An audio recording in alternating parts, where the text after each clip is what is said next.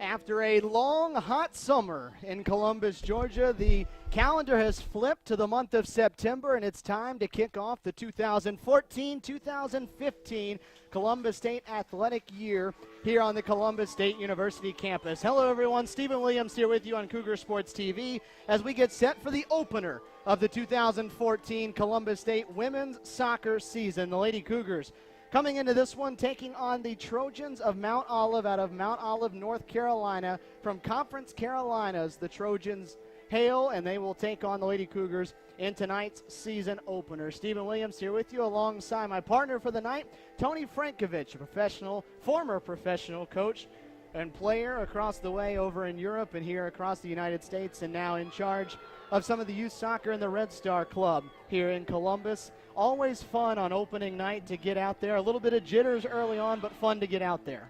Of course. Good evening, everybody, all Cougar fans around the United States and in the world. There's quite a large contingent of fans across in Europe, in Serbia, and I want to say hello in Serbian. Dobro večer, Srbijo. Radiša, puno pozdrava iz Kolumbusa.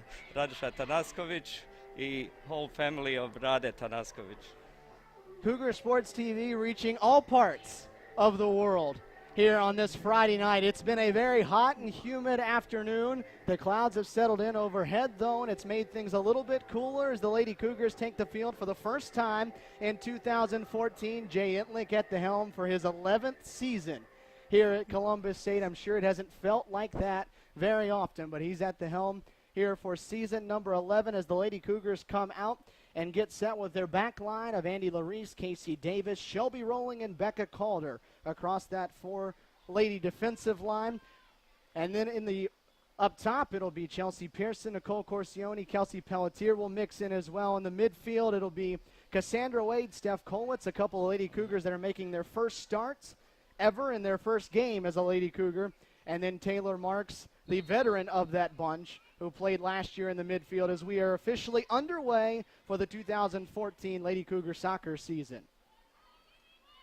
The first few minutes of the year, you always trying to figure out who has what, who can do what. A very big feeling out process early on. It is. They're going to start carefully, and everybody respected. They don't know who.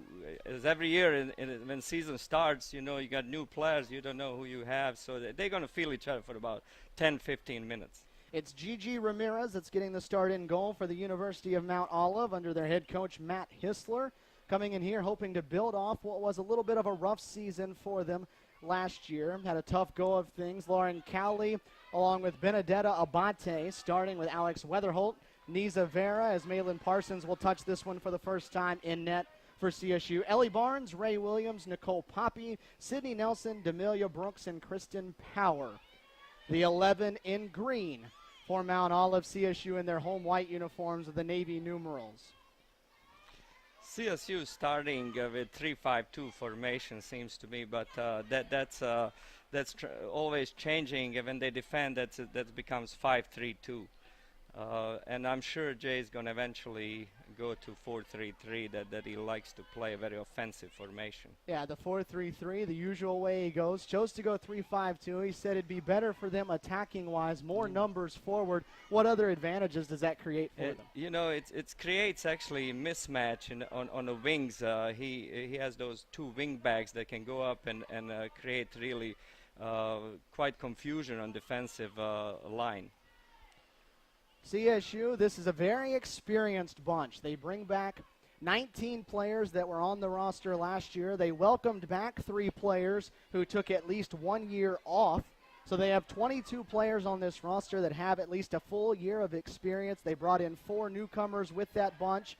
So this is a very experienced group coming off a 15-win season. This is Corsione down the near side, driving into the box. The cross set up, and the first shot of 2014 is saved off the foot of Cassandra Wade.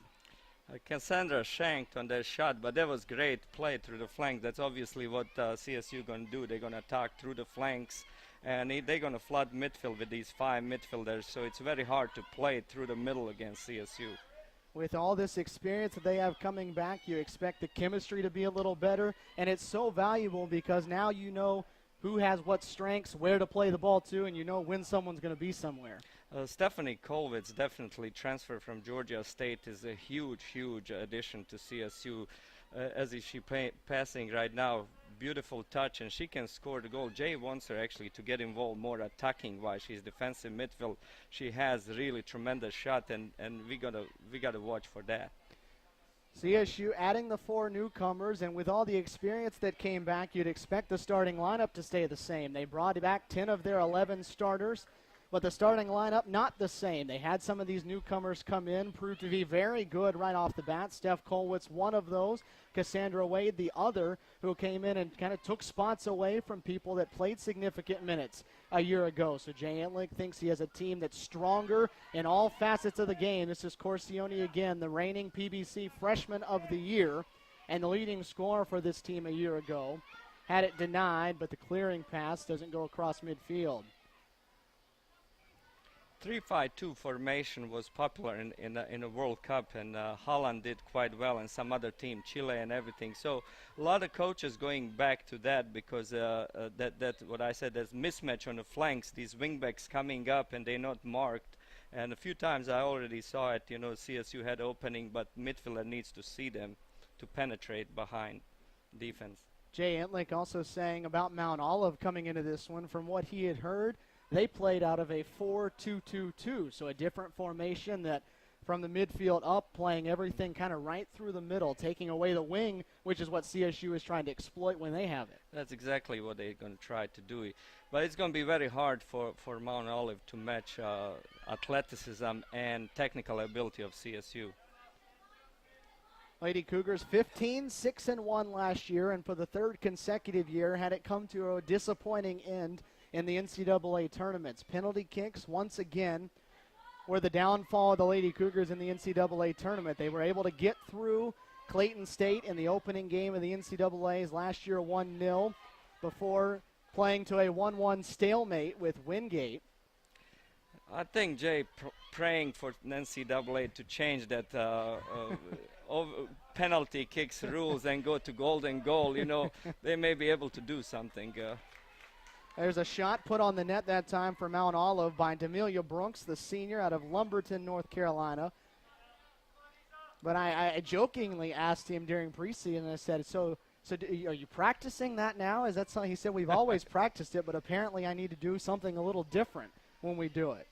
It's a Russian roulette penalty kicks. You know, it's not always best team wins. It's sometimes, you know, heavy legs, the way you should before training and during training. But after the 120 minutes of game, your legs are heavy and you try to hit it, but you hit it too slow. Ball loose in the box. Ramirez scrambling after it. Pelletier the one out there. Ramirez misplayed it defensively.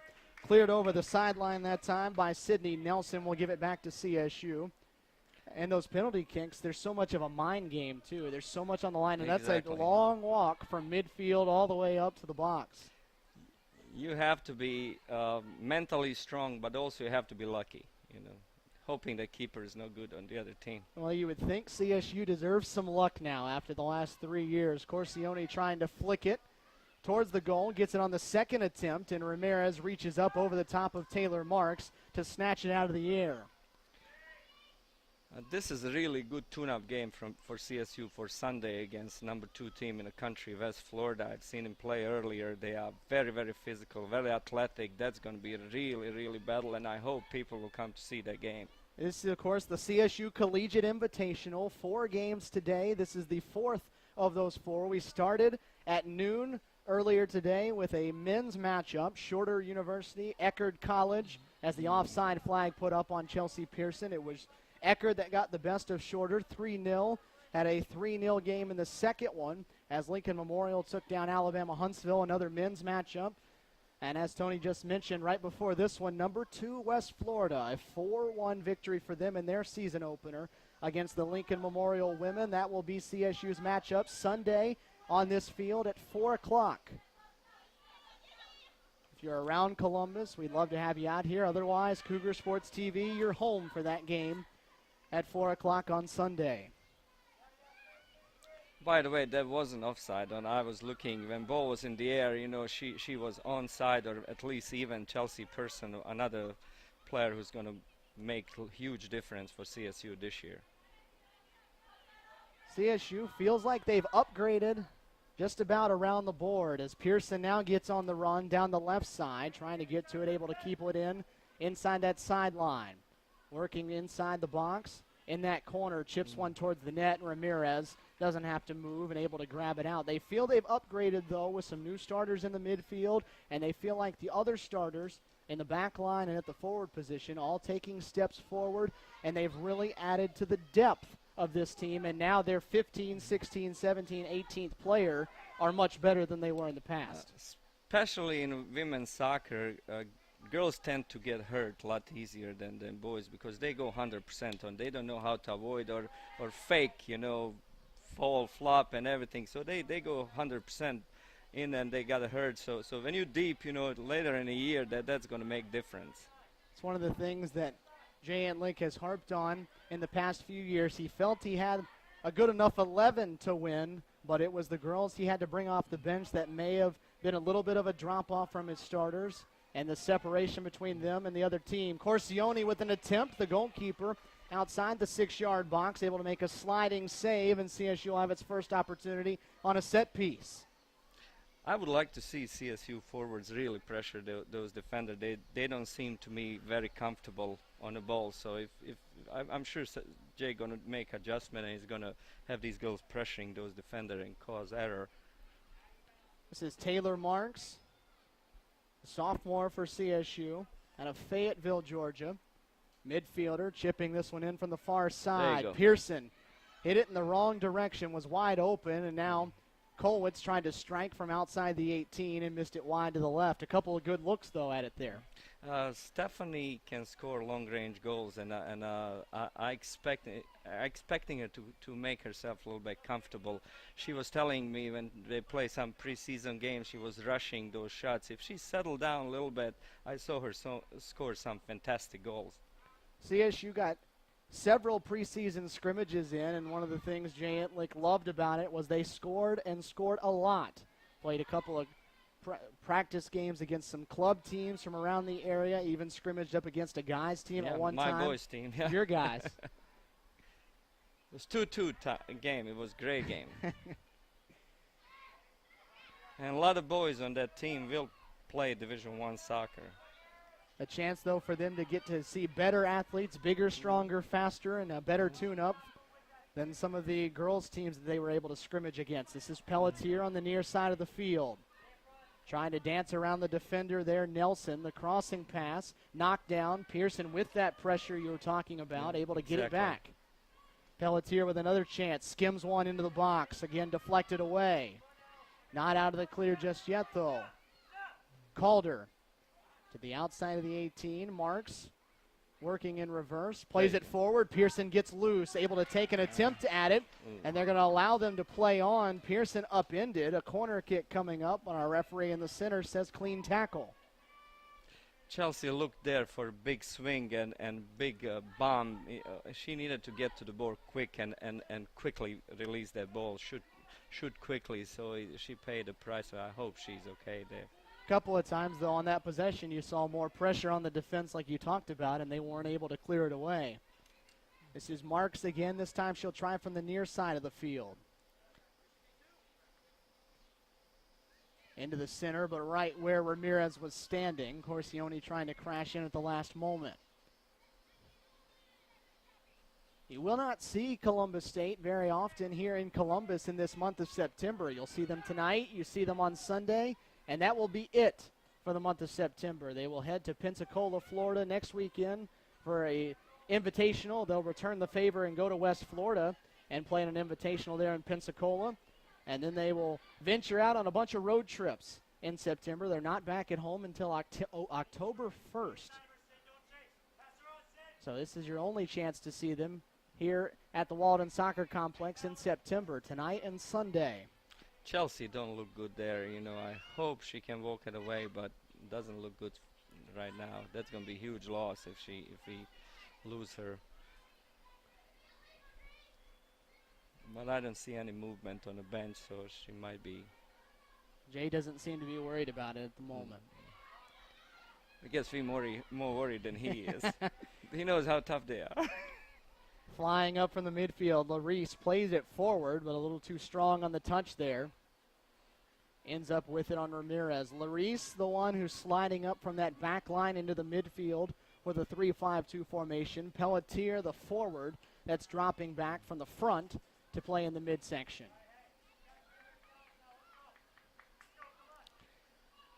Mount Olive playing like it's more to me looks like 4-3-3, but they do defend with 5. It's 4-5-1 when they defend, and they have 3 in the midfield to clog that midfield where CSU was strong. It's been something that we've seen very often when teams come up against Columbus State, that a lot of times they drop everyone back and play more of that bunker style of defense where they're just trying to take everything away and they're not really worried about the offensive side of the field.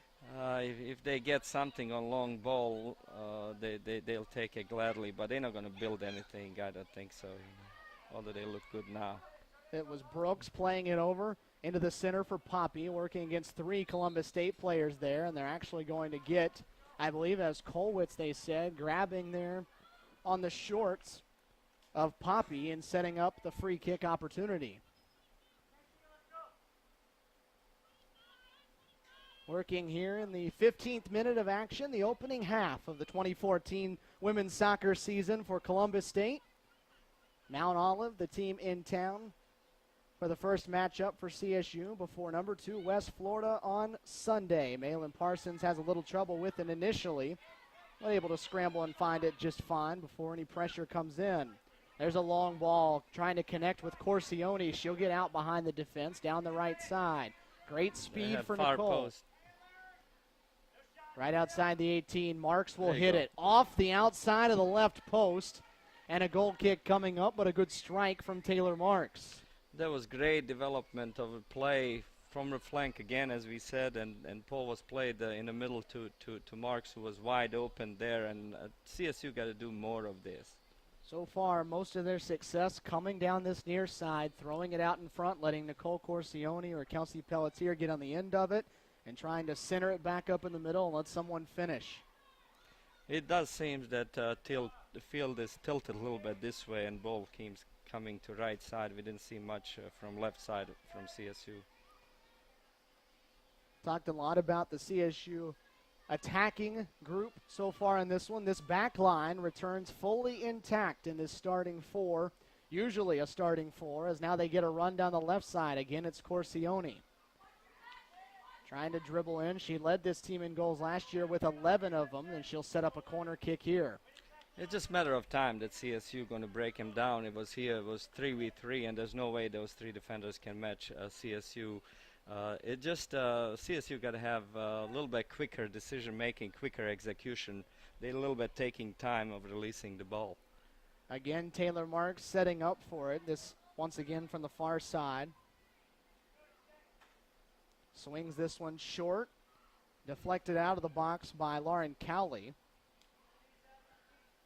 Larice able to fight for it, keep it in CSU's possession. If she can cross it right now. Marks gets to the box, sets it up, rolling, trying to center it, deflected around, and Ramirez again there to scoop it up. For a brief moment, they had 3v1 in the box, but our player just put her head down and dribbled the ball. That's why I'm saying they need to look and lift their heads up and see open people.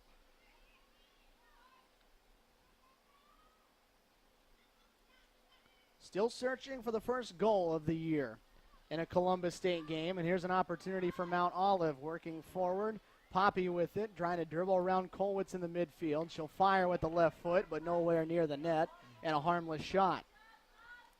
They're going to play that way. They're going to try to score a long-range shot. That they don't seem, to me, have quality or ideas to penetrate on CSU defense.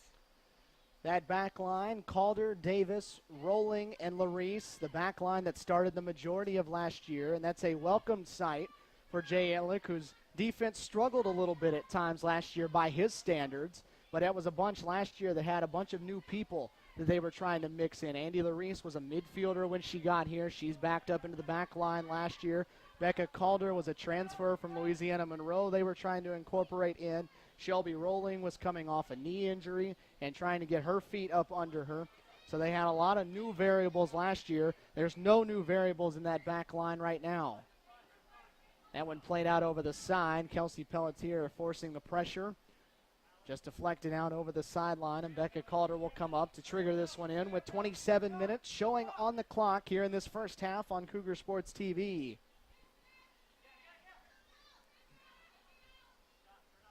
Pearson with the touch, turns it over. Just one forward, though. You saw it had no one to play it to. I didn't like two defenders standing back there. One of them got to go on a man and try to keep him on their half. That's pressure. It needs to be there. They played kind of safe. A race here, Corsione and Ramirez. Ramirez not able to play that one with their hands outside of the box, so just sprays it out over the side. And again, CSU with the throw. This has been Jay Etlick's style of match so far. Pressure, pressure, pressure on the offensive end. They just have not been able to finish off any chance in the box just yet. Kolwitz will keep it alive and swing it out to the right and shift the formation around. Rolling into the center. Everybody onside, but just a hair out in front of Pelletier. You know, they looked really good in preseason, and these early jitters, you know, the game is game, you know. When you put that shirt on and counts for something, that's a different story. The lights come on, the fans show up, the music, the announcers, everyone's there, and it's a little bit different. CSU playing with just that three-player back line. The foul committed that time. Poppy too physical, knocked down Becca Calder. I like this little old CSU team. I think this might be the best talent they ever had.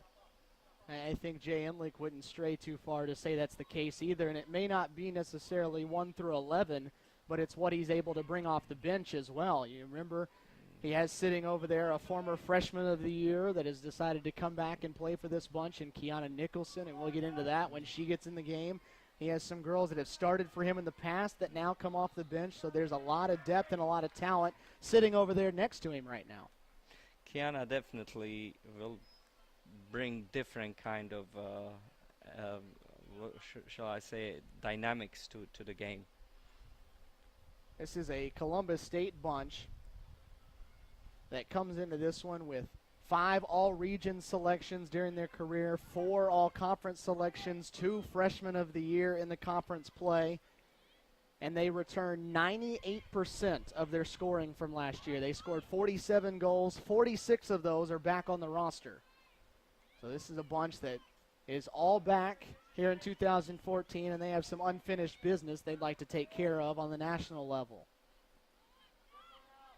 They were picked to finish second inside the Peach Belt Conference. The conference's coaches voted on that for the preseason poll as Pearson gets a run, as Corsione working out in the middle to her right. Trying to cross it to her. Corsione gets it on her foot with the left foot deflected and slowed it down just enough for Ramirez to fall on it. One of these going to eventually have clean shot on the goal and it's going to go in. You know, it's just impossible that they're going to hold on. CSU needs, I know this rustiness, but they need a little bit of cutting edge up front. A little more sharpness. Well, we don't need that. Callner with the turnover, put it right on the feet there that time of Ellie Barnes, but able to get it right back was that CSU back line. And now again with decent numbers, they'll play it this way, and Pelletier coming down the right third. The cross deflected, bounced around in the middle, still not cleared, finally outside the 18. Not great clearance efforts here from the Trojans. Played out wide to the left. They'll shift it across the field. Larice looking for a striking opportunity. Instead plays it back, and now she'll be rolling into the formation. To the right, Marks got a head on it, but the direction a little off, this time wide right. Kelsey have a lot of opportunities on this side. I wish she crossed the ball early behind defense. It was called killer ball, which is unfriendly to friend and foe. Behind defense between keeper and defenders. If she can look early and play it behind defense, I think we have a really good chance to score goals. First subs into the game for both sides. Mandy Janowitz, the sophomore from Alpharetta, in on the front line in place of Chelsea Pearson. Shea Wilby comes in into the midfield as Cassandra Wade takes a seat. On the opposite side, Lauren Power, the junior forward out of Clayton, North Carolina, in. As CSU trying to get a run, Janowitz right off the bench with fresh legs, taken down and That's taken penalty. down in the box. And that should set up, as you Clean mentioned, penalty. a penalty kick opportunity as the referee walks to the center to set this one up. Number 93, Kristen Power, was very late on that tackle. She didn't need to reach there, and that was a really nice gift for CSU. Hopefully, floodgate will be open, and we're going to have a fun. We've talked about penalty kicks being the downfall. Here's an opportunity. It's the senior, Casey Davis, that comes up to take this one one-on-one with Ramirez, looking for the first goal of the 2014 year. Davis goes left, and it's saved. Emphatic bunch here right below us from Mount Olive, North Carolina. Pumped about the save made by Ramirez, keeping us at a scoreless game. That was fairly poor. There you go.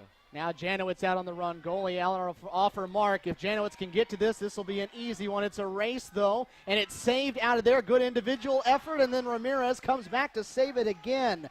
Benedetta Abate, the one who came all the way down the field, won the foot race, nearly crashed into the left post, kept it out, and then the ricochet shot was deflected by Ramirez, who scrambled out.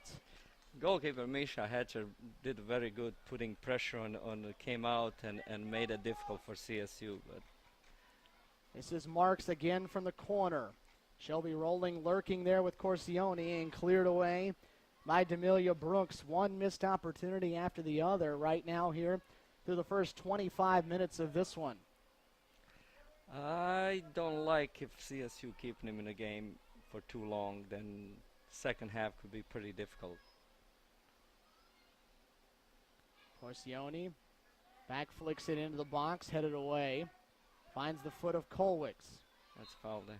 And Kolwitz fouled from behind. Brooks, the guilty party, throws her hands in the air, didn't like the call, but took down the sophomore, the transfer from Georgia State up in Atlanta, making her first appearance as a Lady Cougar. Players never commit fouls. Did you know that? Oh, never. Never. Never Me? once. Who? Me? Never once has any of them ever committed one. It's No. always been the ref missing. I know I didn't, but they called me a million times.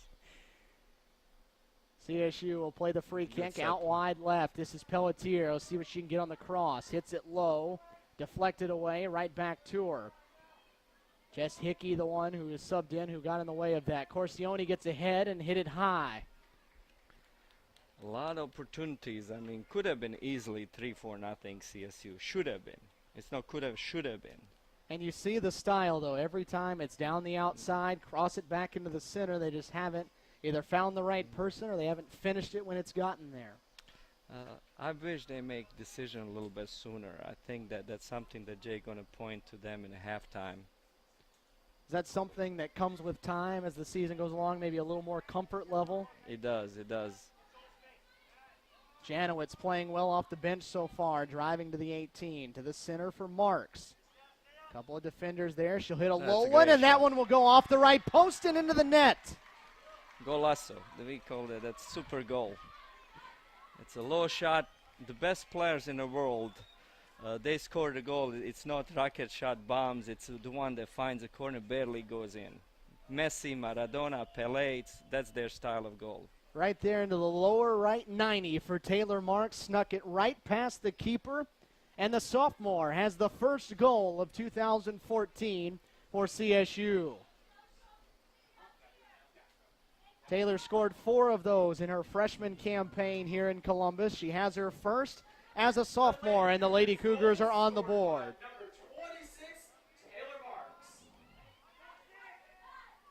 Larice searching for more here. Not enough touch on it. Had it taken away by Cowley. Now, though, we'll see. They see one go into the net. Does that lead to 2, 3, and 4? It usually is like that, but we'll see,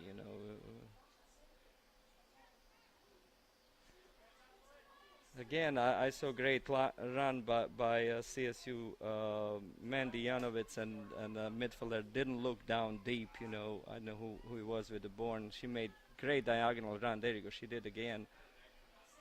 And you saw Marks earlier as the flag now comes up for the offsides. You saw Marks, though, when she got the ball on the foot, she was patient with it. She didn't Exactly. rush it. She moved to the left, sidestepped the defender, and then went with the shot. That's a good patience on her part, but what I like to see that she have passing option there, that they look for each other, that she doesn't have to rely always on a shot. Shot's always option, but you looking for that killer pass that's going to kill defense with that kind of. Larice plays it forward. Corsione just nicked it before he had him hit off a defender. Trying to play it forward, and now a couple players loose. Wilby and Janowitz running after it.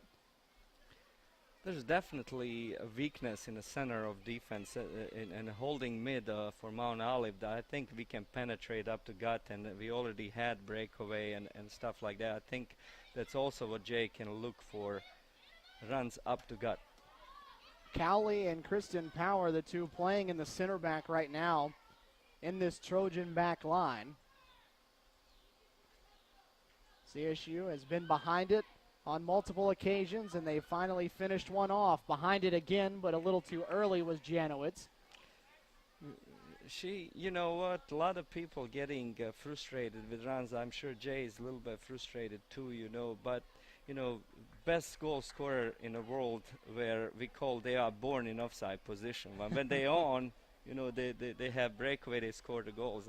I'm sure she will be, Mendy is going to be on one of these attempts, and she's going to score the goal. And he just looked at her and said, that's twice now you've been offsides. You need to get back and then hook around rather than making the straight line cut. You know, she did the diagonal run over there. Not, I don't entirely think that was her fault at both occasions. I think that the first occasion, ball just didn't came in time. She has to make a run. Here's another run, and again, it's Janowitz trying to get on the end of it. She's been very good in these first few minutes for her, right off the bench, and that's what we talked about. So much talent coming off the bench. A lot of energy there. You know, I like her play right now. And ooh.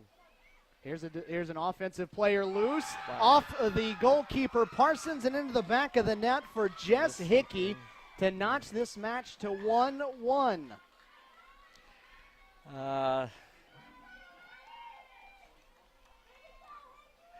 That's sometimes the trouble with 3-5-2 formation. If your wingback pushes too far up and doesn't come back, then outside midfielder can punish you for that, which was obviously case in that.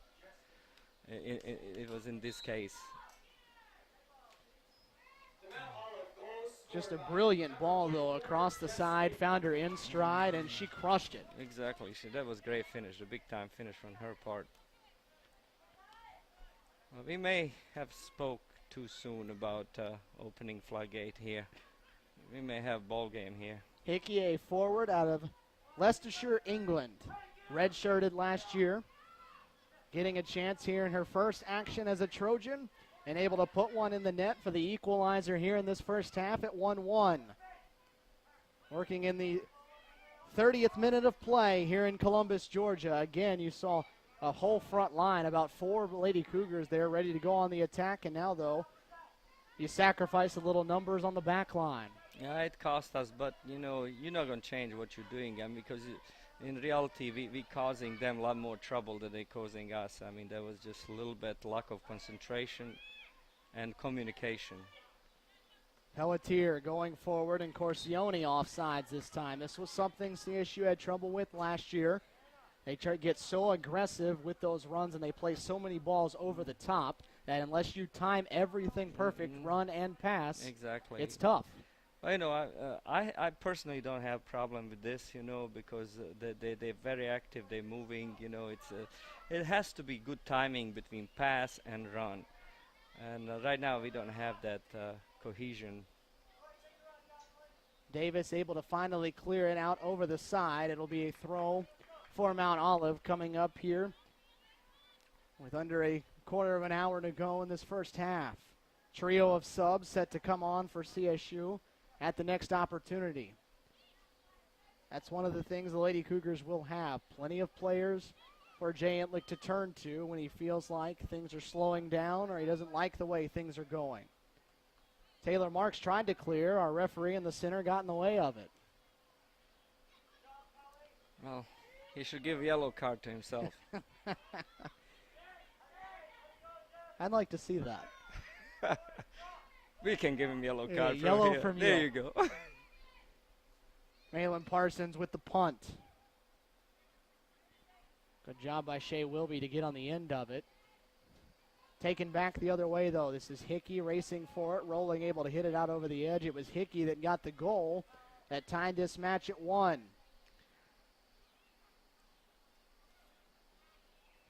Okay, Kelsey's way back defending right now. That's now this is a mismatch that I'm talking about. She can make a far post. That early ball. That has to be early ball. Nicole Corsione looking for the finish. Tried to cross it, had it knocked down, and finally cleared away. The final touch a little too far out in front of herself. She didn't need that touch. She didn't need that touch. And now you go 3-on-2 the other way.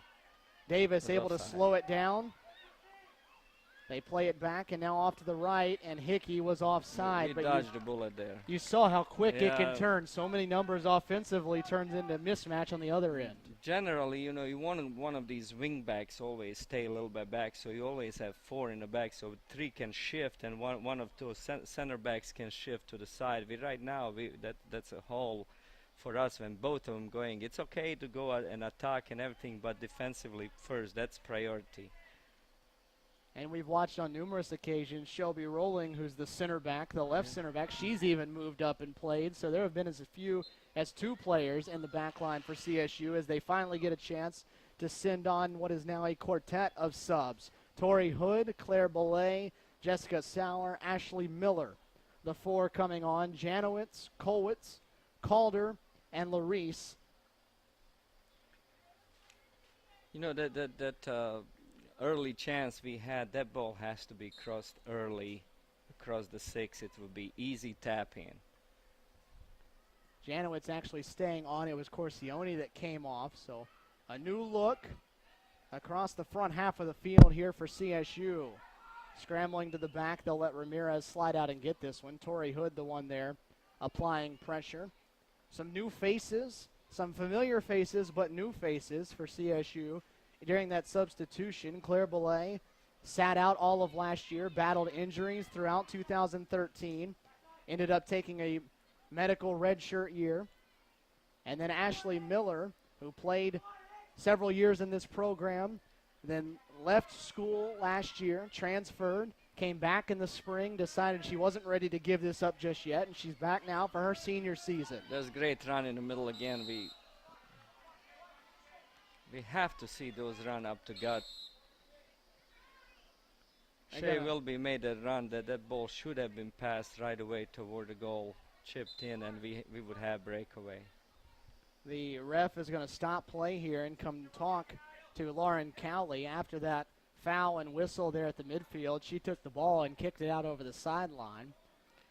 But he decided not to give her a yellow card. You guarantee, though, the next time she does something like that, he will pull it out of the pocket.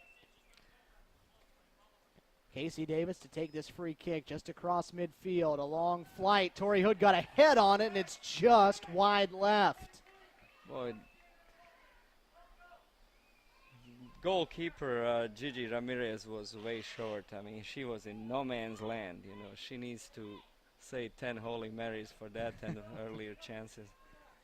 Couple of subs in here for Mount Olive. They will send on Maddie Roback along with Lauren Pratt. They will come on in place of Brooks and Ray Williams, who will come and take a seat. This the first ever meeting between these two schools.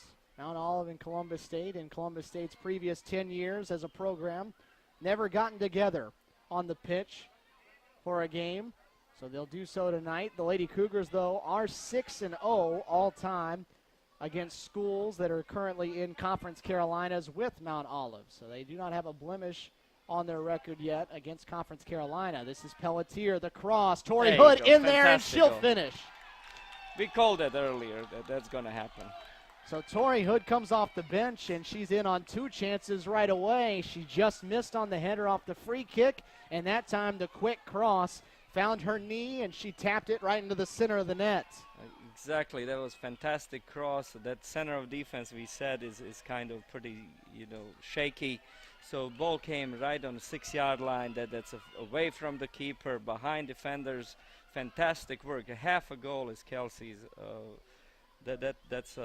We knew that's coming. Kelsey Pelletier, after the assist, will come off. Shauna Griffin, one of the newcomers to this CSU bunch, will see her first time as a Lady Cougar. She is not a freshman, though. She has collegiate experience coming from Coffeyville Community College there in Kansas. And now Tori Hood's one-on-one with the keeper, and now the offside flag comes up. That was a late flag from the near side referee, and Jay Etlick and Rade Tanaskovich on the side were not too pleased. I don't like this linesman here. Jay Etlick and he still having friendly conversation. Yeah. He waved that flag too much. He's going to catch a cold here. I'm not sure how anyone could catch a cold right now with how hot and humid it is. There you go. Onside. No. I guess we'll say we have a delayed foul. I think it was obstruction there, but soft call in my book. But that'll give it back to Mount Olive. Good crowd on hand across the way. A row of guys shirtless and painted up directly across from us with a flag waving in the air. West Florida has stuck around. That's the bunch in blue in the center of the bleachers directly across. They're checking out their Sunday competition as CSU did in the game before this. The Lady Cougars sat out and watched outside their clubhouse as West Florida defeated Lincoln Memorial 4-1. It's going to be phenomenal if CSU can pull that victory over West Florida. I think they can. I think what you said earlier about depth that we have. This is Hood again, one-on-one again with the keeper. The touch a little strong, and Ramirez, who has been very, very busy inside that box, grabs it off the foot of Hood. Forwards on West Florida, really dynamic girl from Iceland, number 7 and number 8. They are absolutely dynamic and hard. They're going to pressure that defense. You know, we better straighten out before Sunday. You don't expect you'll see a 3-5-2 coming on Sunday. So. He needs a full back line. Well, it's going to be a good battle. That definitely worth of money to pay for it. Good pass from Janowitz there to swing it out wide left. Ashley Miller trying to center it back up. CSU with plenty of numbers forward, and now here comes Shelby rolling up from her center back spot. Working on that left side, much more involved in the offense right now than she was in her first 2 years here. She's been primarily a free kick taker. That was a great move over there. She juked that girl out of boots. And now you see, though, just 2 players back. They'll throw it forward. The offside flag doesn't come up this time, and Ramirez will just let it roll to the last second before picking it up with just under 7 minutes to go in this first half. 2-1. CSU on top in their season opener. I know how it's only 2-1, but it is what it is. Soccer is a very harsh sport. The game right before this was the same way. West Florida dominated in every statistical category in that first half, and they took it to the locker room at halftime at 2-1. That's why they call soccer a beautiful game. It's you never know what's going to happen. Trying to play it through was Marks. Nobody took off on the run, though, there. That's been something that CSU has struggled with the last couple of years. They'll have multiple contests throughout the season where they get 20, 25, even 30 shots off, but they'll only score 1 or 2 goals. It's been about finishing chances. That's been the point of emphasis for Jay Entlick in this preseason. They definitely need work on it. You know, I'm sure with quality they possess, CSU will definitely improve in that department. Belay leaves it forward. Janowitz, who's been strong in this first half, has it played away over the sideline. I like her energy. I mean, she's really putting in trouble that defense, putting a lot of pressure on her. She gave really quality minutes, both of these girls. Janowitz and Tori Hood, yeah. I'm impressed with both of them. Tori Hood and Janowitz both come off, and we get to see the return of a couple of Lady Cougars who have been gone for a little bit. Kiana Nicholson out there for the first time since back in 2011. She was the conference's freshman of the year after scoring 10 goals, was the second leading scorer on that CSU team that year, and then decided she was burnt out, had too much of it, took a couple of years off. Jay Entlick has asked her each year, hey, would you like to come back? And she said no. This year he asked her if she'd like to come back, and she said, hey, why not? So she is back in a Lady Cougar uniform. Lindsay Law also back in a Lady Cougar uniform, out there for the first time. Steve, I think we're pushing too many people up there. We're anxious to score a goal. I really don't like that they hit us on counterattack. The game is still tight, 2-1. We don't want to be foolish again and give the goal and give confidence to these obviously more inferior team than I expected. I thought it's going to be a better contest, but CSU earning the corner as her Ashley Miller able to hit it off a defender. Taylor Marks will come in to take this. This will be the 5th one of this first half. This one going near post, deflected around, and they'll get another opportunity at it. 6 players in the box, 2 just outside of it, or the 5 in the box, 2 outside of it, and 2 back at midfield playing defense. Again, this time to the center. Shelby Rowland got a head on it, just couldn't square up the direction. I would feel a lot better going in halftime with one more goal in. It's going to be a lot more comforting when you have an extra goal like this. Right now, all it takes is one shot. Exactly. And everything is level once more. They have under 3.5 minutes to try to grab one more before they head off to the locker room. It's been dominated by CSU so far, but one really good run, one really good pass, one really good finish from Mount Olive. Tied this game at 1. CSU able to get one back from Tori Hood off a perfect cross from Pelletier. Moved it to 2-1, and now they close in on the halftime break.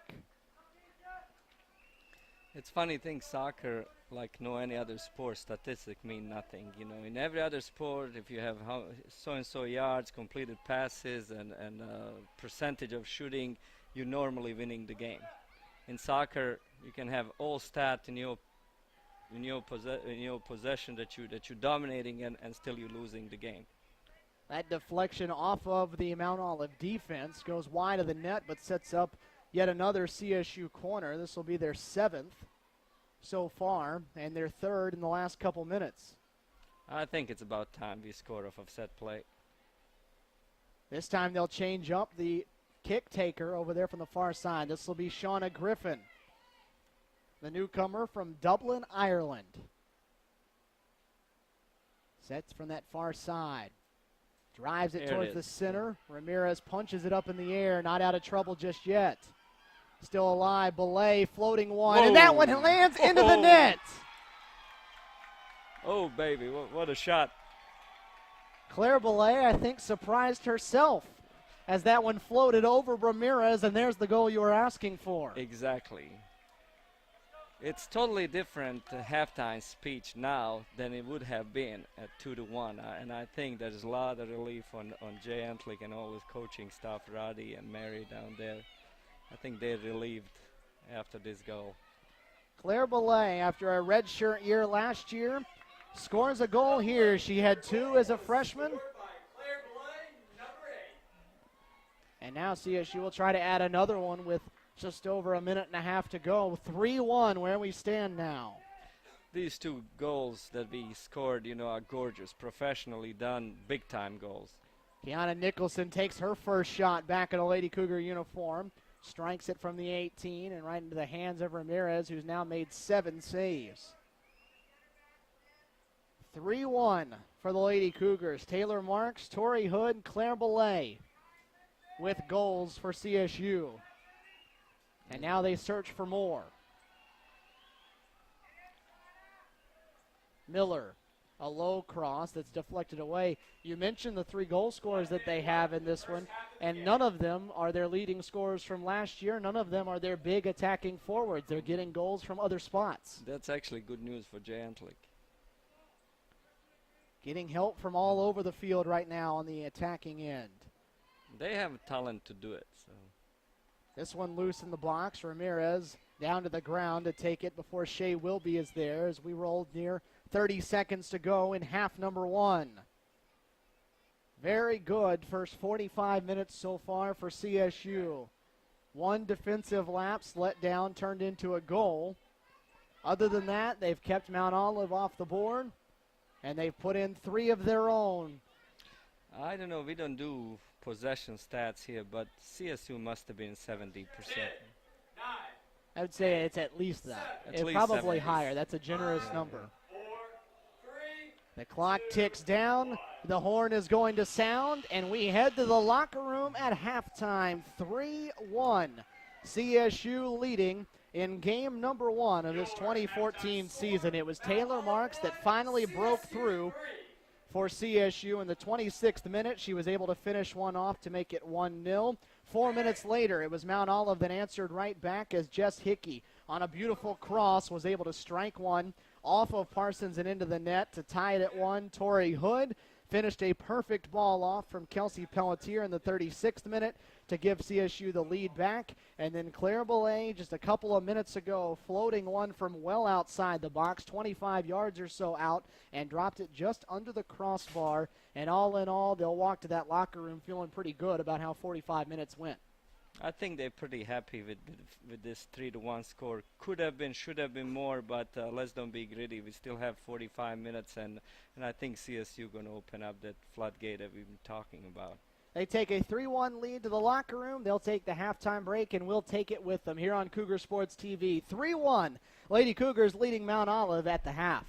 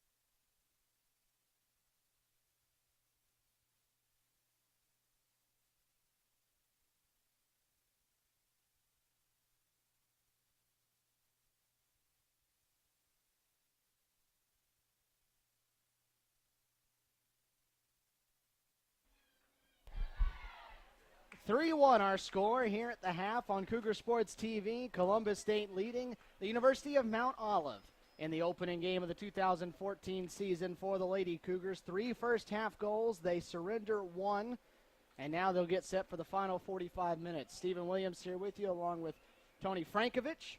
And, Tony, we talked about it in the first half and in the halftime getting ready for this. Just some simple, small adjustments for CSU, and it looks like it could really take off. It could. Little early ball, early crosses that they look for that penetrating killer ball behind their defense. We obviously put in trouble a lot of their center backs, so I think we can exploit that in second half, and I'm sure Coach Jantlik is a big-time coach. He made adjustment. A different look for CSU in this starting 11 to start this half. Number 1, turn around to the goal. Miosha Hatcher getting the start in net for CSU in this half. Malin Parsons played the first 45 minutes, did her job, allowed just the 1 goal, and now she heads off for the rest of the night. Miosha Hatcher will start. It'll be Jessica Sauer in the back line that starts now as they play it back to her. Shauna Griffin getting the start in the midfield. Claire Belay is as well, as it was Belay that draws that foul. Shea will be in the starting lineup here in the midfield, and Ashley Miller starting up on the outside at one of the wing positions in that midfield for CSU. It's Chelsea Pearson that won't start the second half on the attacking end. I think that ankle may have to do something with it. She was limping and she didn't look too comfortable. And no reason to run her even more. It's game Exactly. 1 of the year. You're up by 2 goals, and you've got more than competent replacements. This is Corsione with the strike on a hop. Ramirez makes another save. You know, in this case, you know, shot is always good option, but you're looking for better option, and we have 2 people running up to gut. If she can just squeeze that ball in the middle, we will have breakaway 2 versus keeper. CSU got off 16 shots in that first half. They forced Mount Olive goalkeeper Gigi Ramirez to make 7 saves. They had a couple balls hit the post. Taylor Marks was able to tuck one in off the post. CSU had some really quality goals in that first half, be it Taylor Marks' strike from low into the right side, Tori Hood with a strong finish, and then Claire Belay from long distance. Pelletier trying to dribble in and some contact, able to win it away. Now, though, with for Mount Olive, you have to change the mindset a little bit. You're now chasing 2 goals, and you've been playing defensive all game. Steve, I don't think so. I don't think they want to make themselves open there. I think they're playing for pride. And they haven't changed because No, there's still just no. 1 forward up top at the moment. If they do that could be really ugly before this is done. So I think they're going to stay with their game plan. They're looking for confidence. 3-1 looks pretty against CSU. Top 25 team looks pretty good for Mount Olive. That's one of those things that if you're CSU, you have to know you've got a team that doesn't want to throw numbers forward. So if you can get out in front of them, they won't be comfortable enough to come back. It's a big advantage in your favor. And CSU will be a lot more comfortable now with the lead. They'll play on after the player takes a seat. Jess Sauer run over after she sprayed that one to midfield, but a good ball played to Pelletier. Connects with Miller. Miller forward for Corsione. Will be the one that's in the middle of the field looking to try to receive this one. Nice move. Corsione able to get around right on that back line. Hits it off a defender on the cross and sets up a corner opportunity. She did great there. Corsione beat her defender with ease, and she should cross it right away. She waited till last moment. The defender closed her down. Then she ran out of real estate. She should have crossed it right away because she had the runners. Rather than dribbling in. Rather than dribbling in. This is Shauna Griffin coming to the near corner to take this one. Taylor Marks took all of them in the first half except for one, and Griffin took that one. Shauna will go to the near side to take another. Towards the back post. Rolling, got a head on it. It's loose and stepped just wide to the left. Shea Wilby was trying to get a deflected ball in. But again, they're doing a good job right now on corners. They're connecting. They just haven't finished yet. Exactly. They definitely, I think, in that set plays that CSU can take some advantage of that. Ramirez has been quite busy back there. In net for Mount Olive.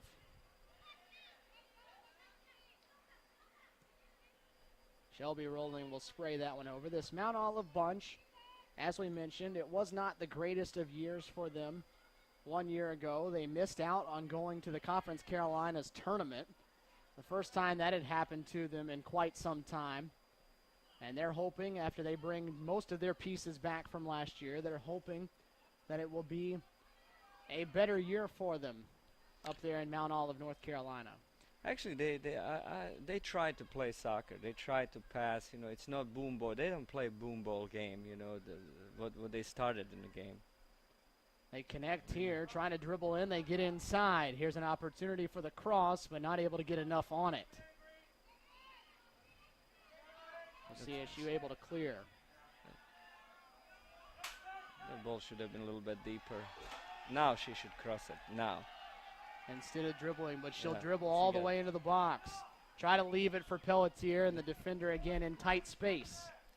You know, more you're dribbling, you know, space closing down between defenders and goalkeeper, and then it's a lot harder. We have 2-3 people making good run. That ball has to be crossed early between penalty spot and 6-yard line. Similar to the way Mount Olive scored their goal. Exactly. That was perfect. So again, another corner coming up. Griffin this time goes to the far side. Can they connect off a set opportunity? They haven't done so just yet. Griffin hits this one low, bending to the outside, and Marks hits it right back to her. Griffin mishandled the touch, though, over the side. That was nice switch. I know she didn't mean to, but it was nice switch.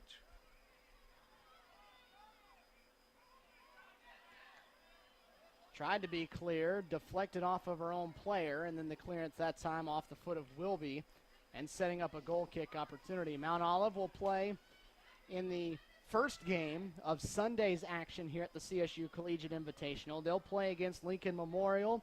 There'll be 2 men's games at 12 and 2, and then CSU will play at 4 against West Florida.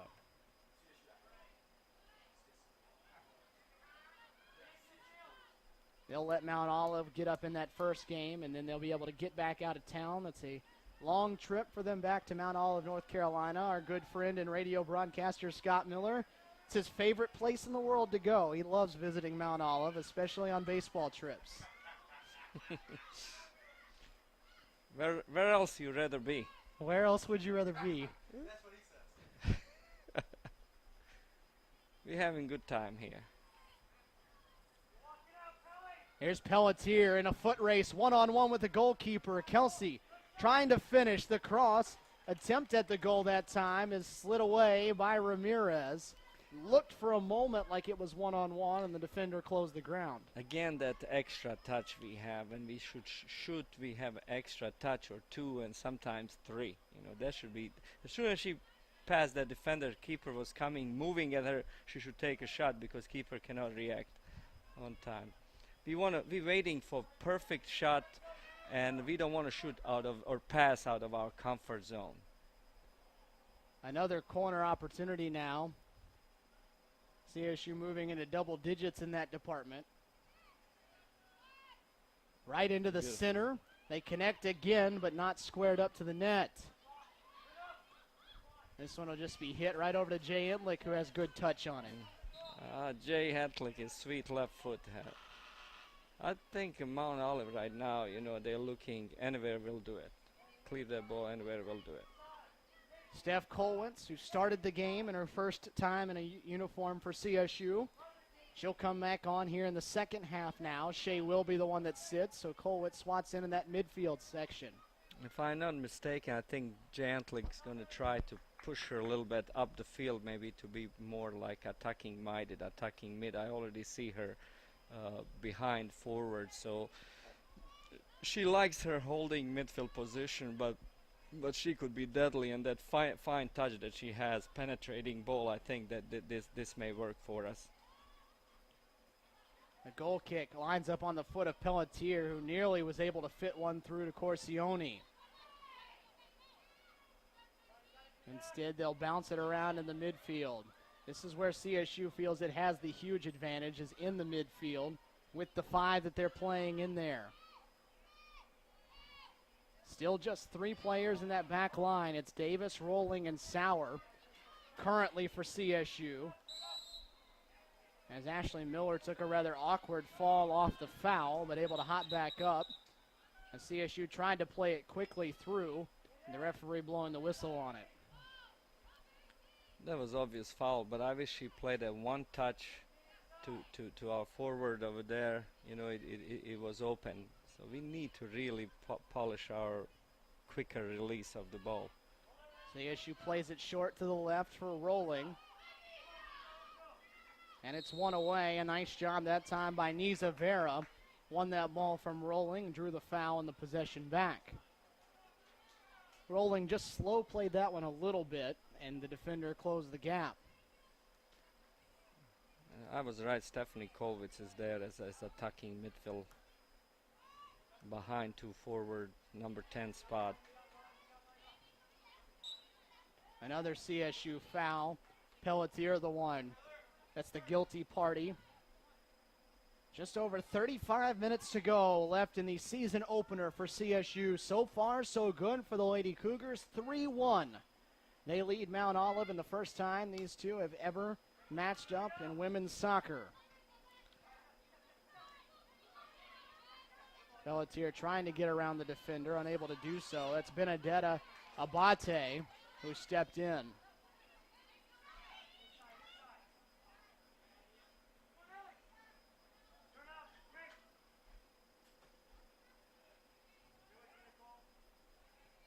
Trying to drive forward that time.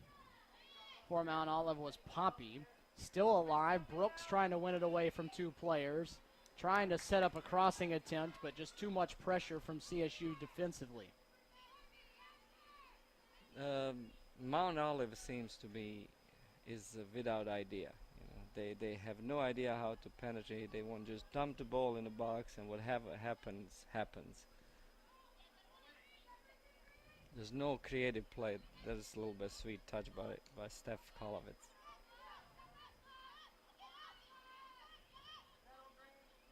Doesn't seem to be a whole lot of shape either to what Mount Olive is doing. Everybody is kind of crammed in the same spot. Here's a chance, though. The sliding opportunity was sent out wide. Deflected around and Rolling with the left foot. Clears it out of danger. They really lack of a cutting edge up front. Orsioni just showing off some pure speed there that time and almost outran the ball. Got it caught up underneath her and lost it over the side. That's something, Nicole, for the size that she is. Incredible straight line speed. They've got to teach her the technical side of the game, as Pelletier couldn't get to it. If Nicole could learn the technical side, the sky would be the limit.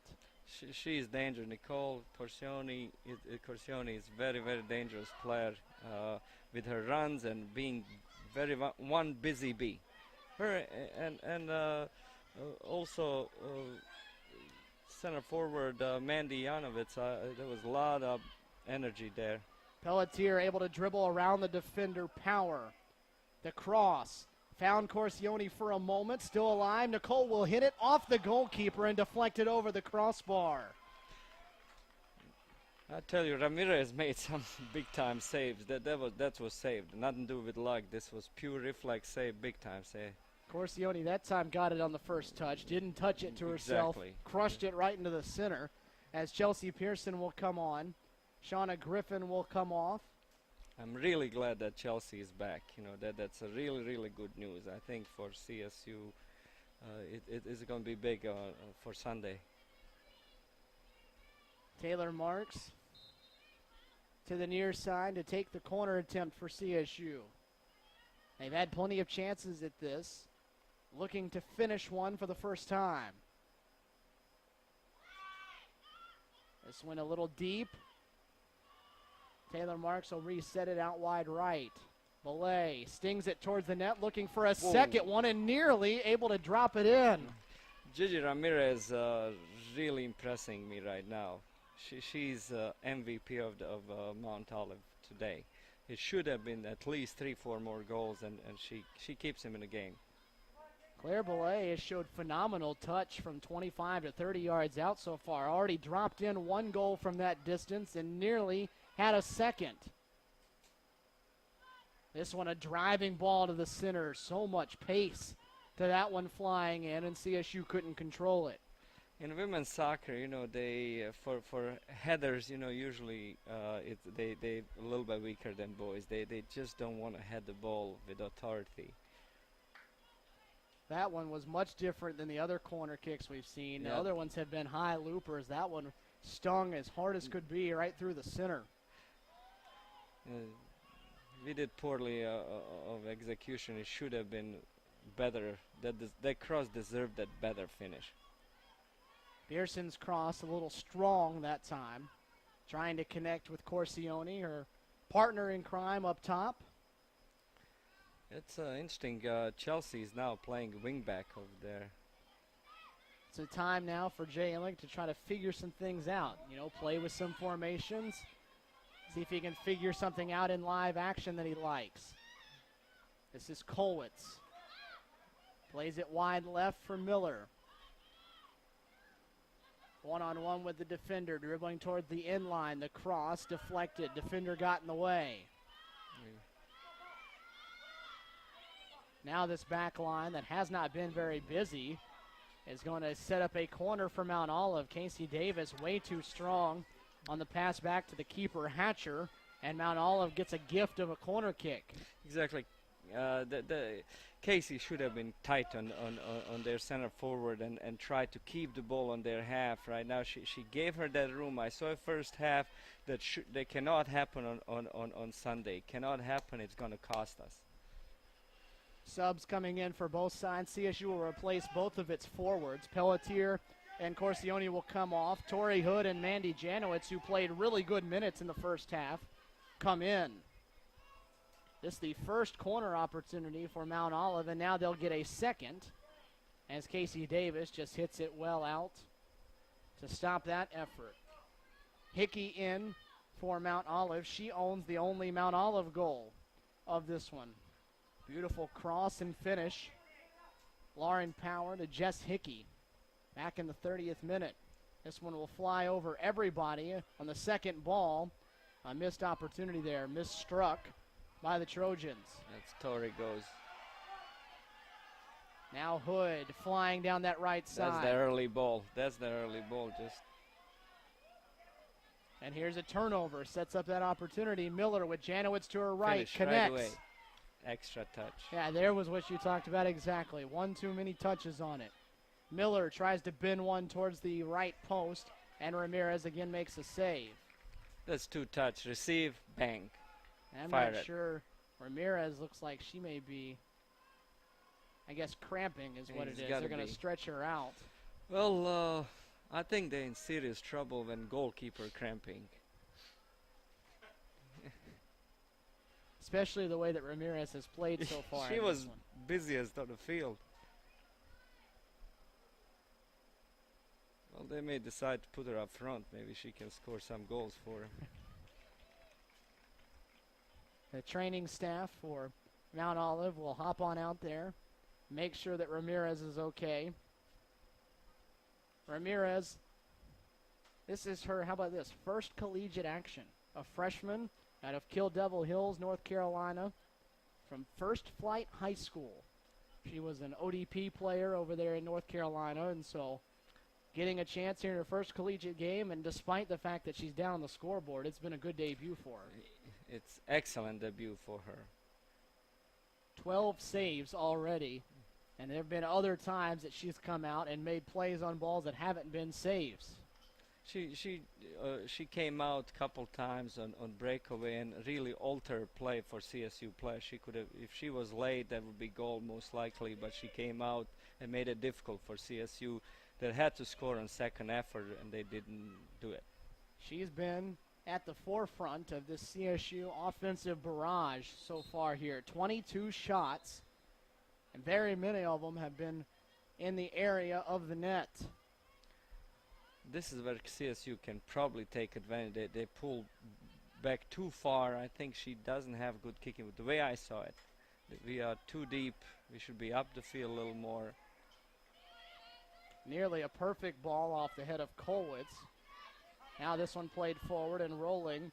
Will loft it out of bounds off the head. Larice, the one that was trying to chase it down. Hickey chasing that one. As it go over the end, and Miosha Hatcher will get a chance at a goal kick here. Miosha started the year as the starting goalkeeper last year. Ended up losing that spot to Malin Parsons later in the year. Malin started the final 7 games, including the conference tournament and the NCAA tournament. But they come out of preseason camp as 1 and 1A. Nobody has won that job just yet. Still, Sawyer and Davis are too far off of center forward. One has to pressure, one has to cover. You got to get tighter on number 22, Nicole Poppy. That one right there, not too far from me reaching out and making a grab. I'll get in the action if they need me to. I'll grab your feet. It'll be a team effort. Exactly. Sub coming on here for Mount Olive. It'll be Maddie Roback, the junior out of Alberta, Canada. Again, Poppy is coming to the ball, nobody marking her. No communication. They need to straighten this out.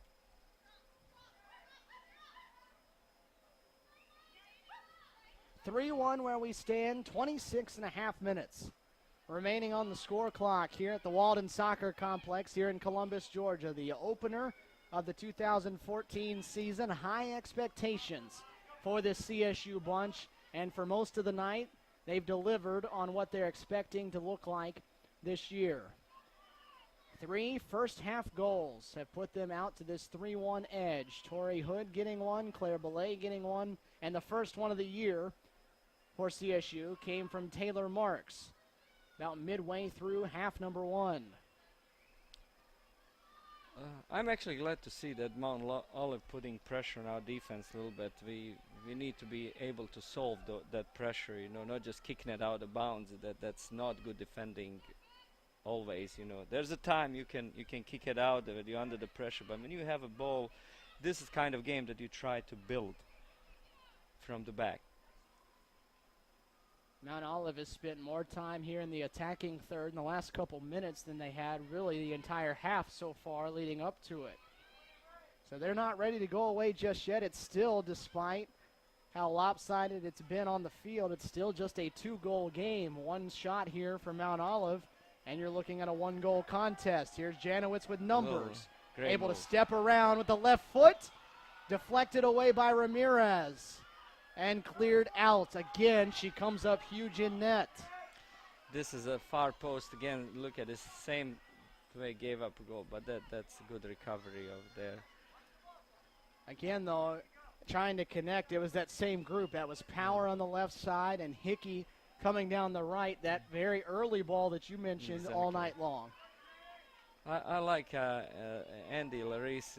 She came and stayed with her. That she would be under the pressure. It wouldn't be wide open shots, so she did well. That would be Larice's spot on the adjustment there from this left wing back position out of the midfield to drop back with the ball coming down the opposite side.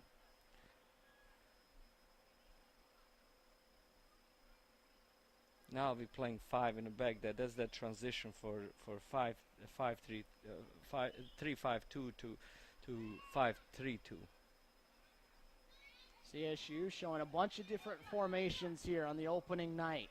Trying some new things out. That's what experience and multi-talented players will do for you. Some players that can play in multiple positions, they let you do different things. Chelsea Pearson's wide open over there. We didn't look at her. Instead, they play it to the middle. Kolwitz will turn to the other side. Larice is open with early it. Ball right now. That's what I was talking about right there. That's what I was Janowitz just about got on the end of it, but that time quicker decision. Yeah, that's the ball, that killer ball that I was talking about. Just pace wasn't right, but idea was fantastic. They need to do more of this.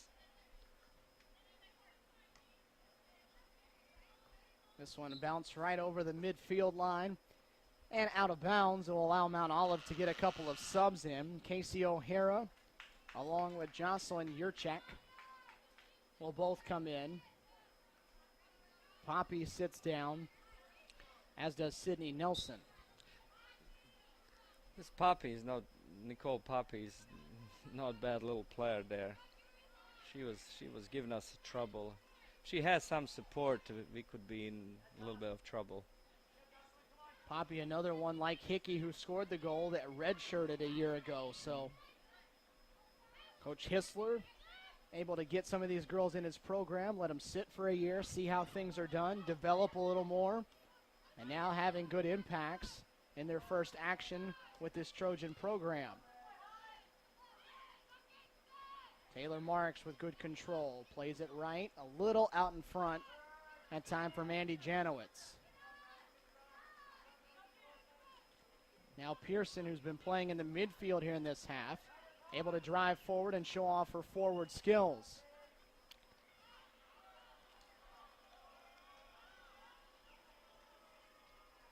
(3-1) still where we stand. That's where it was after 45 minutes in half number one. And that's where we are now with a little under 22 minutes to go in regulation. Here goes Rolling up from the back line. There's the early Great ball ball for Tori Hood. Defender did a nice job that time, Lauren Cowley, of cutting the angle off. Exactly, and ball was a little bit behind her. If she led her with the ball a little bit in front of her, maybe 5-6 yards in front of her, that would be deadly killer pass, breakaway one-on-one.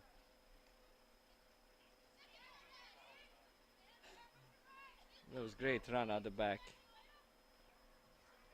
Tori Hood trying to get loose again. If there's one thing you can say about Tori, she has a motor that never stops. She is constantly on the go, and it's led to offsides calls against her at times in the past, but you love the activity and the way she goes after it. It's a huge, when you have these two center forwards coming, making really honest work there and putting pressure, because obviously Mount Olive doesn't have that quality, as much quality, especially in the back there, so we're working him right now.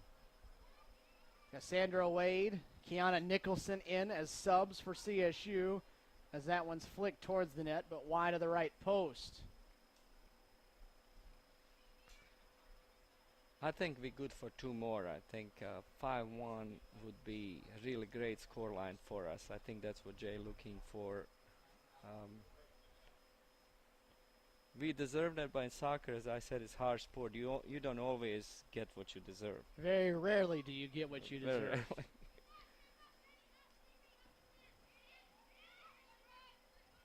Rolling, leading Larice out, needing to one-touch it forward, and it taken away by Abate. Down the right side, Yurchek with it. Casey Davis standing between her and the box, and Davis, very strong defending there, just completely cut her off her mark and sets the goal kick up.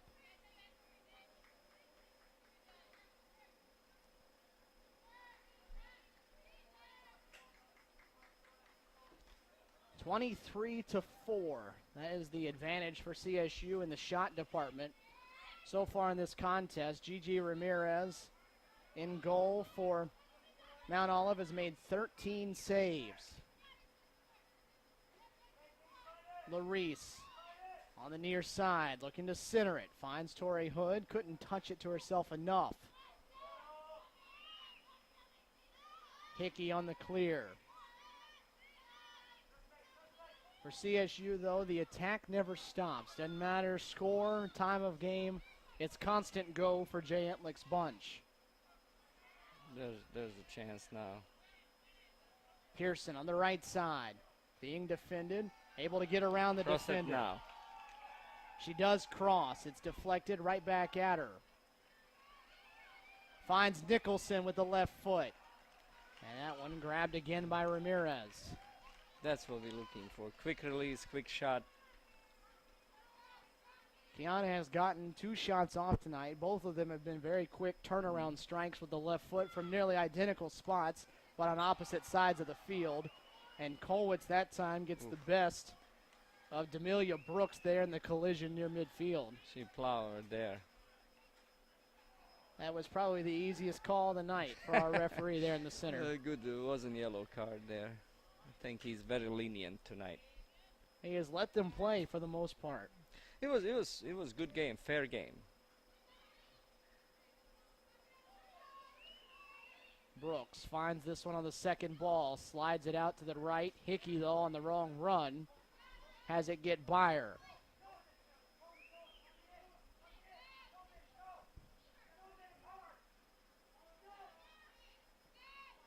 There you go. I love that. They built it out the back. They didn't panic. That wasn't clearance. She was looking for center forward. Is exactly what you were referencing earlier. Don't Yeah. just spray it out of bounds just to get rid of it. It's going to pay off later on in the season, later on in the year. You don't want to be a team that don't pressure him a little bit and they're going to panic. They're going to make a mistake. They're going to kick the ball out of bounds. You know, you got to be comfortable under the pressure. The best teams will notice that, and they will Oh, just yeah. pressure Oh, yeah. CSU at all Exactly. times if you continue to do that. Nicole Corsione comes back in to start attacking up top. They'll pair her with Nicholson and see if they can find a combination that works up there in the front. That's a great ball. Nicholson now. Can she drive for an add one here with the left foot again off the upper left crossbar? Such a good left foot there for Kiana. Kiana is a player.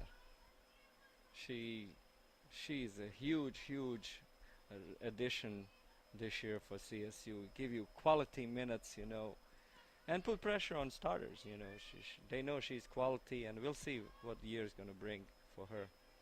She said the last year that she played back in 11 was just kind of a burnout year for her, as this one struck towards the net. Miosha Hatcher nearly has it squirt by her and into the net. Instead, it hits the left post.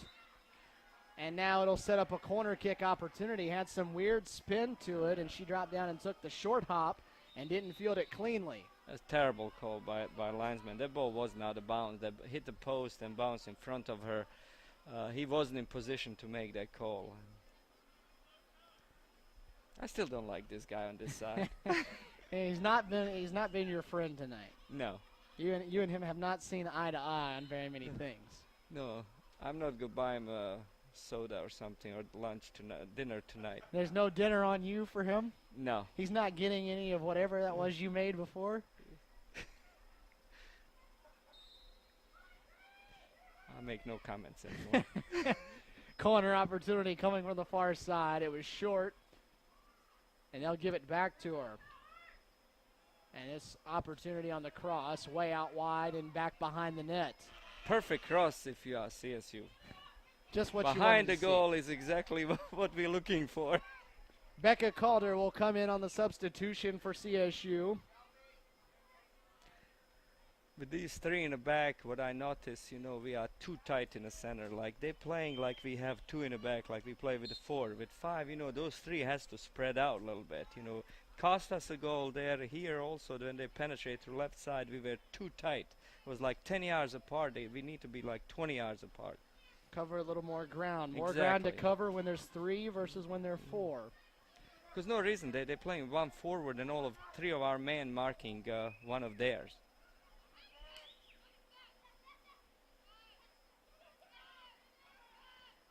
CSU looking like now with three players up top.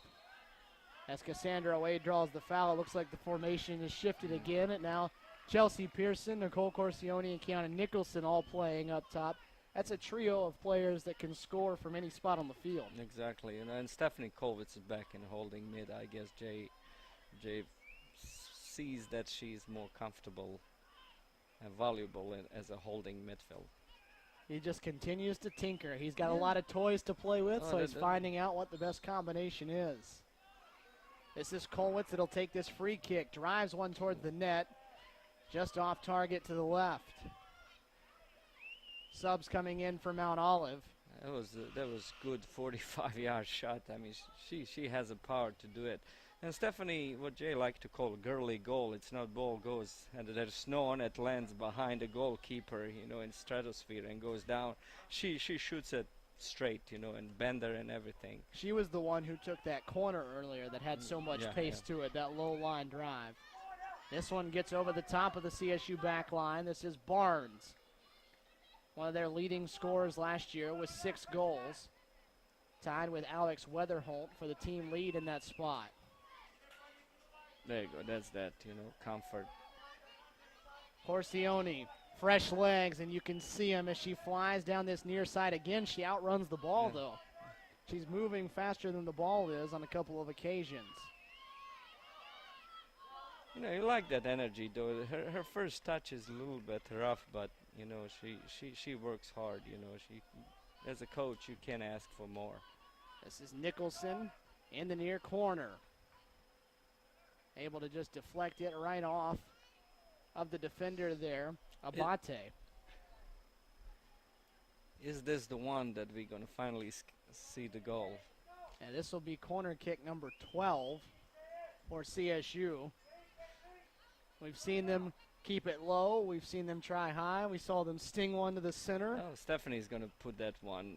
A lot of salt and pepper on it. There you go. Again, Fantastic ball. A lot of pace forces Ramirez to punch it away. Pearson tried to one-touch it on the way down, had it deflected, and finally, there's that panic you were talking about from a defender, just spraying it right out of bounds. Anywhere will do it. CSU a chance to check on another sub. This time it'll be the first time we see Jackie Hellett in 2014. One of the 6 seniors on this team getting in there for the first time, and she's one of those that's kind of lost a little space. Nice move, Kiana.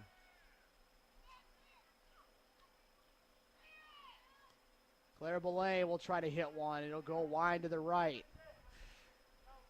I like that they try to combine over there on top of the box. You know that that's really encouraging. That they're looking for each other, try to penetrate via passing, try to break down their defense via passing. That's something you know that with the time I see ideas of their back heel. They try to be really flashy on it.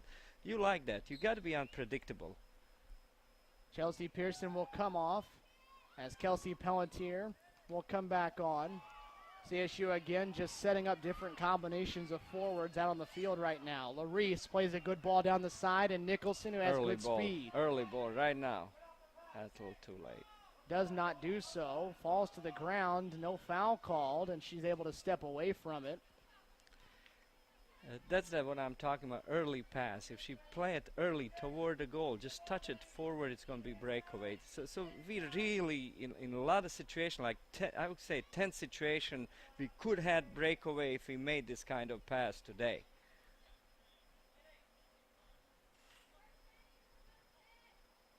Sub coming on here for Mount Olive.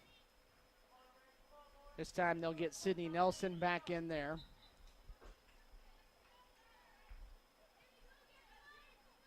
Abate, the one that comes out. Ramirez again with the goal kick. CSU up to 24 shots now.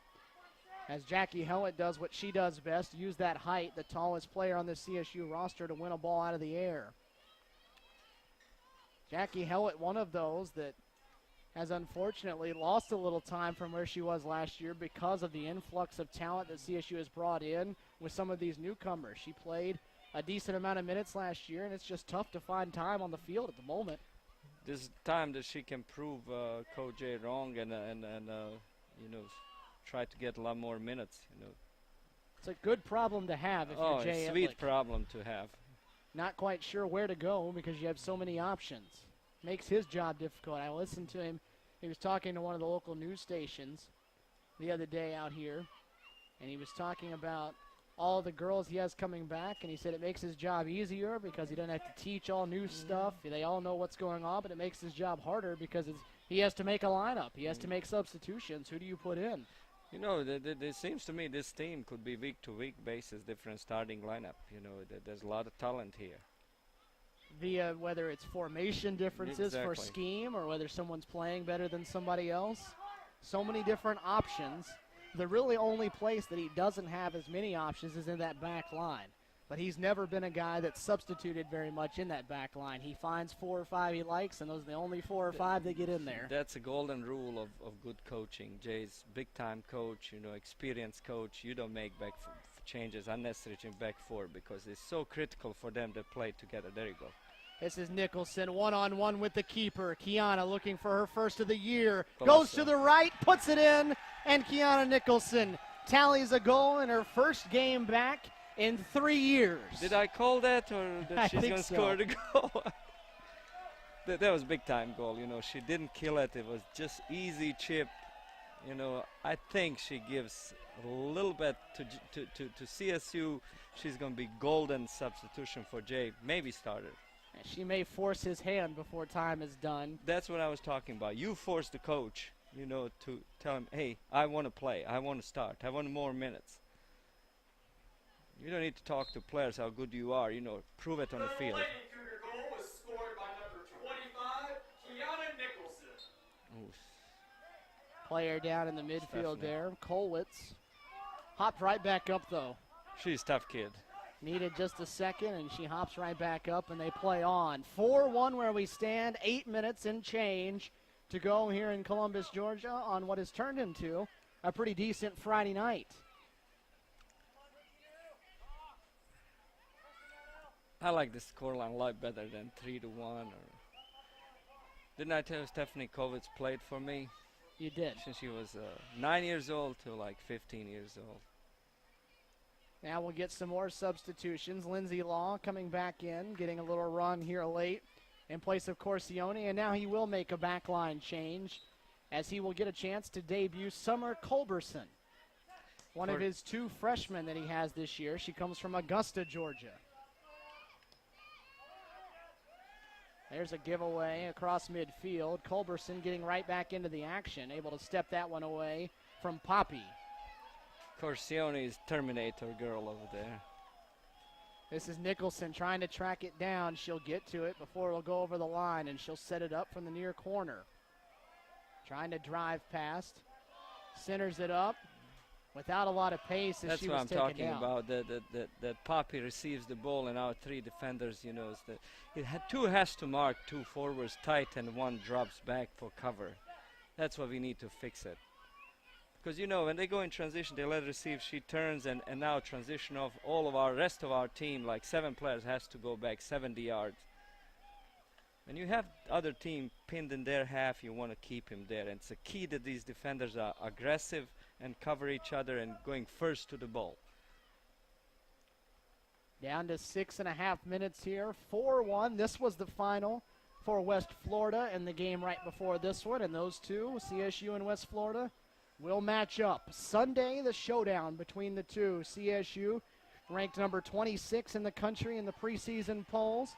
And West Florida, the defending national runner-up, ranked number 2. Mount Olive trying to get one back here. Barnes will beat Miosha Hatcher and put it in the center of the net to make it 4-2. Miosha came a little bit late there, and she should have stayed home there. But, you know, when you go out, commit all the way through it. So she kind of caught herself in no man's land. It's unnecessary goal we gave up. Defense was one player should not beat 5 players. We had everybody in position, and 1 pass beat all 5 of our defenders. That shouldn't be happening. Cover has to be there. Couple more subs.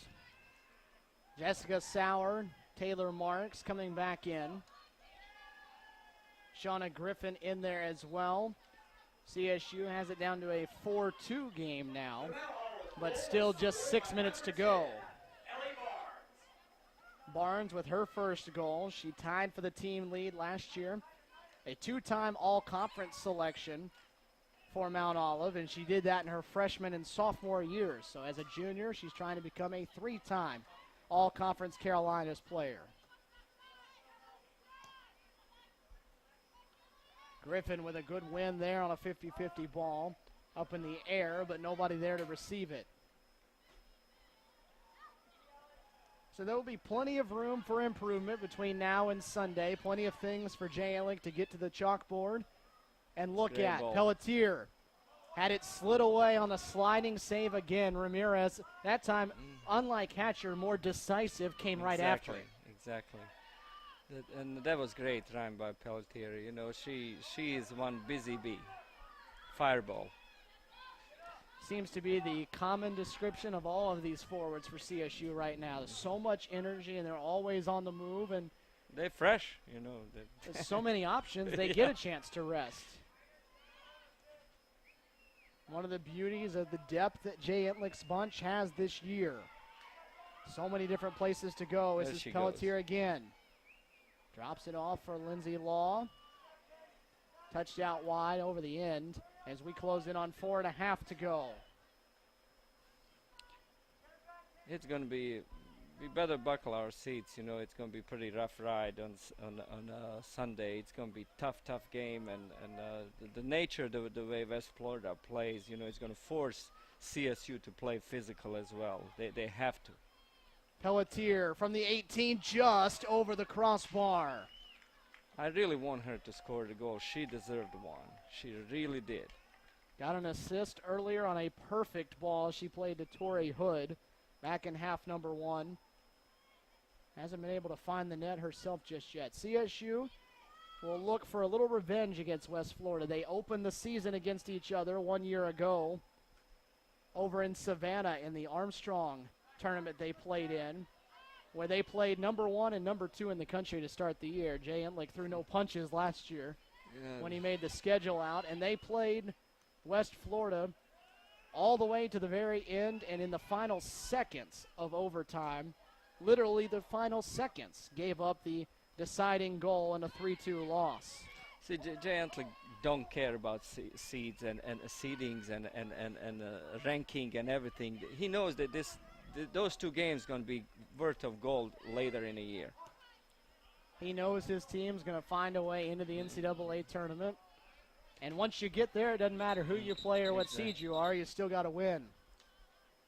It all comes down to winning, and the best will play the best every time.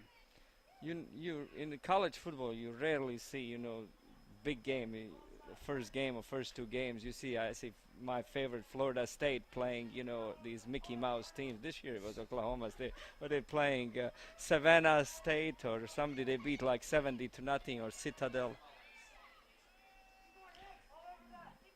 Jay Entlich don't play anybody weak, so everything goes right away, 100 miles an hour. The CSU schedule sees them take on West Florida on Sunday. Then they go to Pensacola for Texas A&M Commerce, who was very good last year, and Rollins, who was just picked as the preseason favorite in the Sunshine State Conference.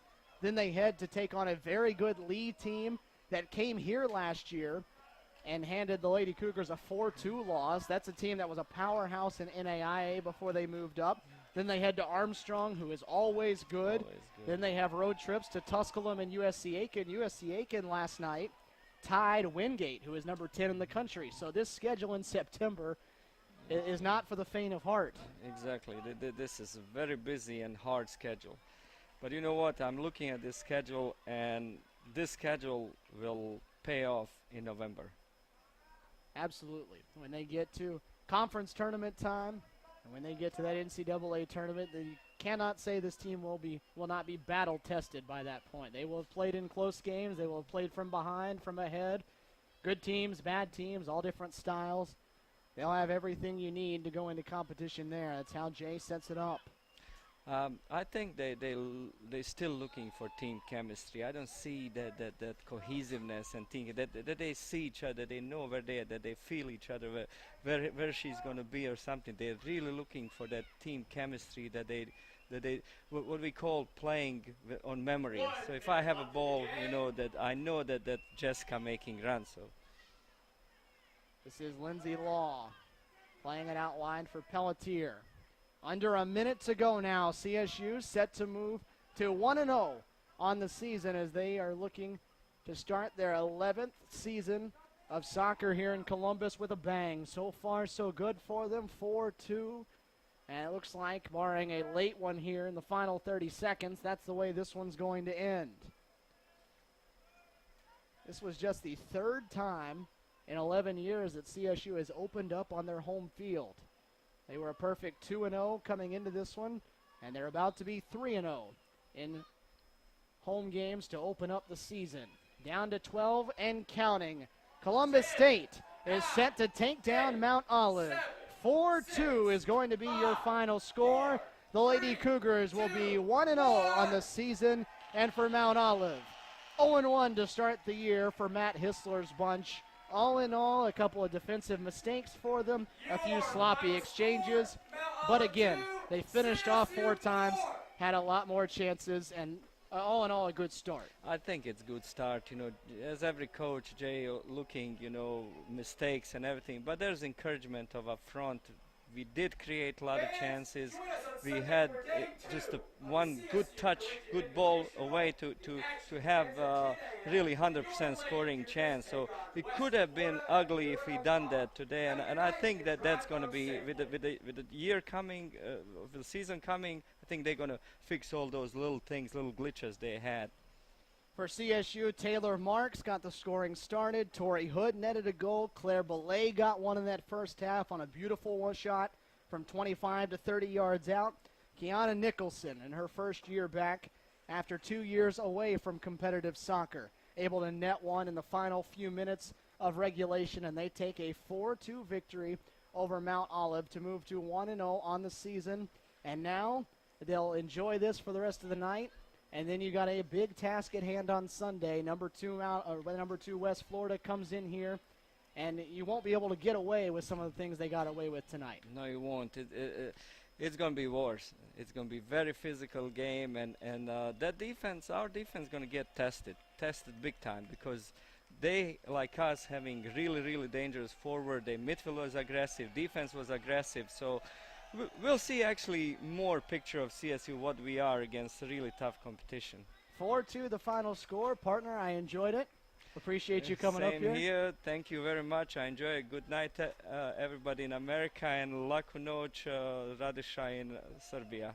4-2 the final score as we send you away on this Friday night. We will be back just before 4 o'clock on Sunday for the kickoff of West Florida and Columbus State here at the Walden Soccer Complex. For everybody here at Cougar Sports TV, our director pushing all the buttons, Will DeBoer, my partner, Tony Frankovich, I'm Stephen Williams saying so long from Columbus, Georgia.